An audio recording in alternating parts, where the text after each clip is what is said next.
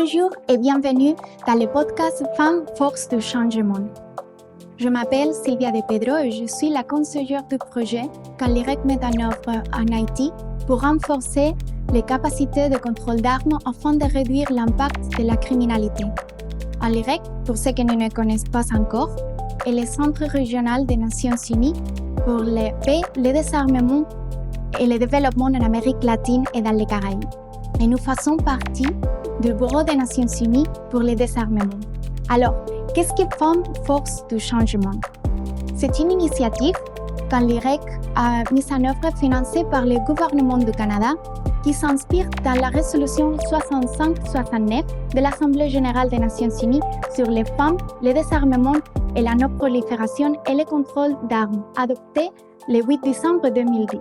Depuis 2012, et afin de donner de la visibilité aux femmes de la région qui travaillent dans ces domaines, Alirec a organisé 3 symposiums régionaux et a élaboré 4 publications qui ont rassemblé plus de 200 femmes de la région travaillant dans ces domaines, le désarmement et le contrôle d'armes.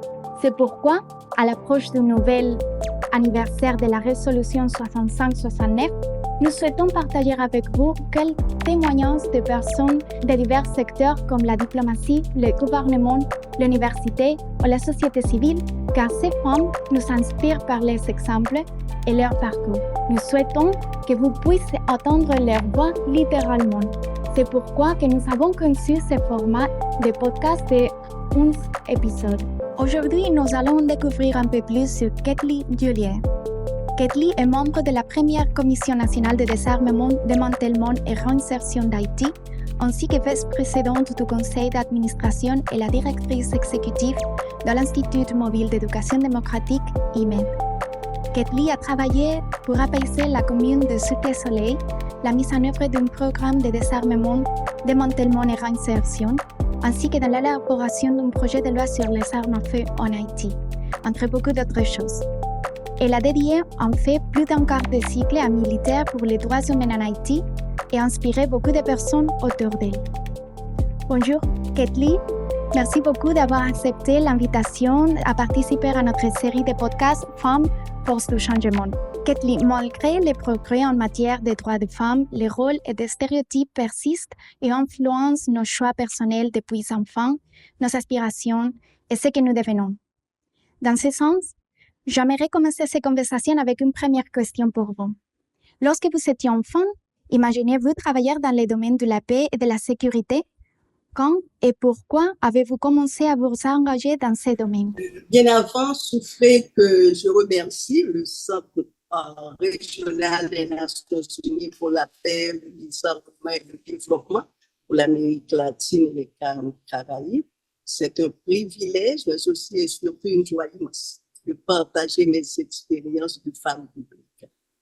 Je suis née à Port-au-Prince, mais j'ai grandi dans la deuxième ville du pays, le Cap-Haïtien.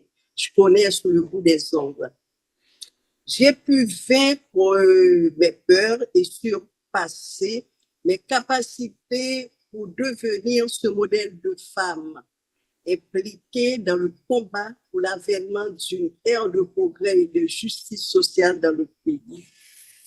Toute jeune, je m'impliquais dans les différentes activités parascolaires, formative, doctor, membre de comité de classe, tout m'intéressait. Étant enfant, je ne pensais pas à une carrière aussi immense. J'étais un enfant normal qui se comportait en fonction de son âge.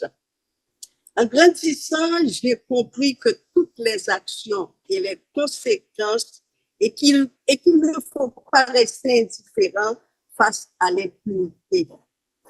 Cette réflexion m'a poussé à avoir une conscience citoyenne, une militante engagée et de m'impliquer activement dans la défense des droits de la personne humaine. Oui, on fait l'indifférence d'une carte blanche à ceux qui veulent abuser du système, non? Et en tant que femme, qu'est-ce que signifie pour vous de travailler dans ces domaines? D'abord, c'est un honneur pour moi, en tant que femme et citoyenne engagée, de m'impliquer à cette noble cause, le droit des femmes. Ce combat n'est pas du tout facile.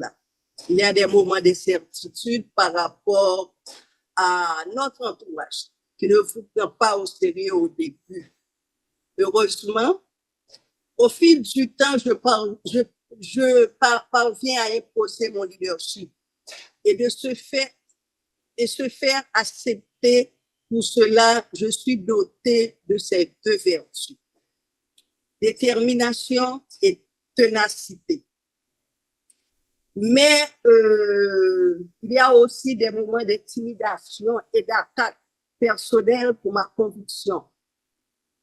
Mon engagement et ma formation continuent dans la défense de la dignité humaine et du bien-être collectif.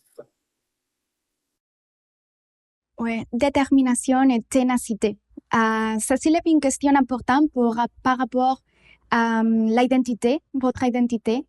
Direz-vous que le fait d'être une femme est-elle influencé aussi d'une manière ou d'autre votre carrière dans ce domaine? Les femmes représentent plus de la moitié de la population. Pourtant, elles continuent à subir le poids du système patriarcal. Le salaire des femmes est moins élevé que celui des hommes. L'accès à la promotion des entreprises est beaucoup plus difficile pour les femmes. L'accès à l'éducation, priorité au sexe masculin, surtout dans les points reculés du pays. Une trilogie d'inégalités sociales, économiques et éducatives. Les femmes sont plus vulnérables que les hommes. Le système juridique haïtien est muet en matière de loi protectrice des agressions physiques, laxisme ou pérennisation d'une culture machiste au sein du Parlement, la sous-féminisation et la sphère politique haïtienne. Le combat pour l'égalité de la femme est cependant non pas une guerre de sexe, mais aussi une lutte où hommes et femmes, au coude à coude, veulent remplir ce nouveau chapitre de la justice sociale pour l'égalité des sexes sans sexisme. Face à une réalité aussi frustrante et forte de ma sensibilité sociale, de ma conscience citoyenne, je me suis jetée dans la bataille pour la défense des droits de la personne humaine, des droits des femmes. Marchons unis pour le pays. Très inspirant, Ketli, merci. Alors pour conclure, je vais vous poser une dernière question. Quel message aimeriez-vous transmettre aux femmes qui débutent leur carrière dans ce domaine? La société haïtienne est traditionnelle et patriarcale. De ce fait, il est extrêmement difficile pour les femmes de participer de façon active dans les organisations de droits humains, dans les partis, aussi bien que dans les organisations politiques. Mettez-vous en tête, mesdames, la brutalité du milieu ne vous fera pas de cadeau. Ironie du sort, nos pères sont les premières à nous mettre des bâtons dans les roues et vous envoyer des flèches empoisonnées. C'est toujours ténacité. Alors, Ketli, un grand merci pour nous avoir inspirés par votre détermination et ténacité pour nous faire marcher ensemble pour la justice sociale et la paix. C'était un honneur de compter sur vous dans cette série de podcasts sur les femmes qui inspirent, les femmes qui sont les forces du changement. À bientôt.